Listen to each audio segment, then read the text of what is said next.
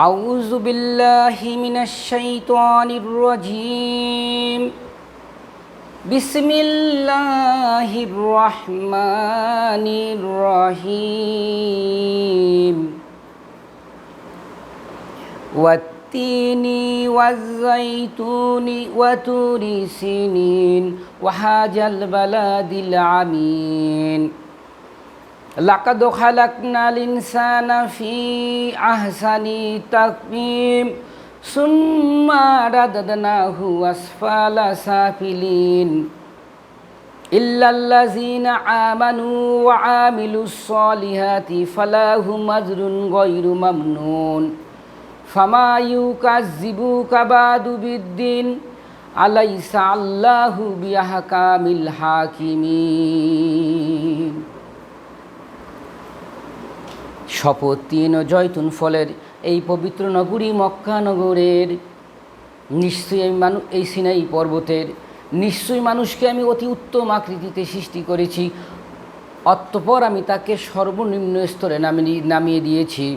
কিন্তু তারা নয় যারা সালাত কায়েম করে এবং সৎ কাজ করে, বরং তাদের জন্য রয়েছে অনন্ত পুরস্কার মানে জান্নাত। আল্লাহ কি সর্বশ্রেষ্ঠ বিচারক নন? আল্লাহ কি বিচারকদের মধ্যে বিচারক সর্বশ্রেষ্ঠ বিচারক নন? আসসালামু আলাইকুম রহমতুল্লাহ ওবারকাতুহু। ডিয়ার ভিউয়ার্স, এই পবিত্র কুরআনুল কারীমের একটি ছোট্ট সূরা তিনে আল্লাহ রাব্বুল আলামিন চারটি জিনিসের শপথ করে বলেছেন। কি? তিন, জয়তুন, সিনাই পর্বত, পবিত্র নগরী মক্কা নগরের চারটা জিনিসের শপথ করে আল্লাহ রাব্বুল আলামিন বলেন 18,000 মাকলুকাতের মধ্যে সবচেয়ে সুন্দর করে আল্লাহ রাব্বুল আলামিন বানাইছে মানুষকে। সবচেয়ে সুন্দরতম সৃষ্টি হচ্ছে মানুষকে আল্লাহ কেন বানাইছে? ওমা খালাকতুল জিন্না ওয়াল ইনসা ইল্লা লিয়াবুদুন। মানুষ এবং জিনকে আল্লাহ রাব্বুল আলামিন তার ইবাদত করার জন্য সৃষ্টি করেছে। এত সুন্দর করে আল্লাহ রাব্বুল আলামিন বানাইয়া আবার তাকে সর্বনিম্ন স্তরে নামিয়ে দিয়েছে। কাদেরকে? যারা নামাজ পড়বে না এবং আকাম কুকাম যত দুর্নীতি আছে, কালোবাজারি, লুটতরাজ, জিনা, ব্যভিচার, কুফরি কাজ আছে, শিরক বেদাতের কাজ আছে, হারাম কাজগুলো আছে। হালাল কাজ যারা করবে তাদের এবং নামাজ যারা পড়বে তাদের জন্য রয়েছে পুরস্কার জান্নাত। এবং যারা নামাজ পড়বে না, রোজা রাখবে না, কুফরি কাজ করবে, শিরক বেদাত করবে, হারাম কাজ করবে, তাদের জন্য রয়েছে জাহান্নাম। অর্থাৎ সর্বনিকৃষ্ট স্তরে আল্লাহ রাব্বুল আলামিন তাদেরকে দীক্ষিত করবে। কাদেরকে? ইন্নাল মুনাফিকিনা ফিদ্দারকিল আসফালি মিনান নার। নিশ্চয়ই মুনাফিকদের স্থান জাহান্নামের সর্বনিম্ন স্তরে। কাফের, মুশরিক এবং মুনাফিক যারা আছে তারা জাহান্নামে যাবে। মুনাফিক সর্বনিম্ন স্তরে যাবে। আল্লাহ রাব্বুল আলামিন এই পবিত্র সূরা তিনে ঘোষণা করেছেন যারা সৎ কাজ করবে এবং নামাজ। সৎ কাজ কি? মানুষকে ভালোবাসতে হবে। সৎ কাজ কি? মানুষের উপকার করতে হবে। সৎ কাজ কি? মানুষের সেবা করতে হবে, সৃষ্টি জগতের সেবা করতে হবে। হাদিসে রাসূল সাল্লাল্লাহু আলাইহি ওয়াসাল্লাম বলেন, আমার কাছে সেই ব্যক্তি প্রিয় যা তার পরিজনের নিকট প্রিয়।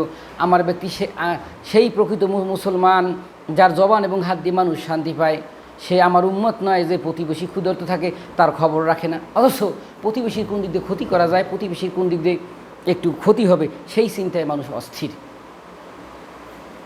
তাহলে প্রতিবেশীর ক্ষতি করে, আশেপাশে মানুষের ক্ষতি করে, পরিজনের ক্ষতি করে, এই মাখলুকের ক্ষতি করে কেউ আল্লাহ এবং আল্লাহ রাসূলকে পাবে না।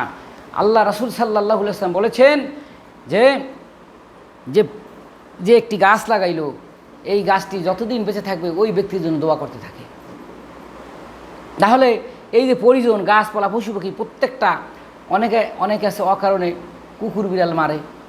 কেন? বিড়াল কি ক্ষতি করছে? এই পরিজনকে ভালোবাসতে হবে। অর্থাৎ আমার কাজগুলো ভালো হইতে হবে। যারা ভালো কাজ করবে তারা জান্নাতি, যারা নামাজ পড়বে তারা জান্নাতি, যারা খারাপ কাজ করবে, মানুষের ক্ষতি করবে, খারাপ কাজ করবে, তারা জাহান্নামী। আল্লাহ পাক সবাইকে বোঝার তৌফিক দান করুক।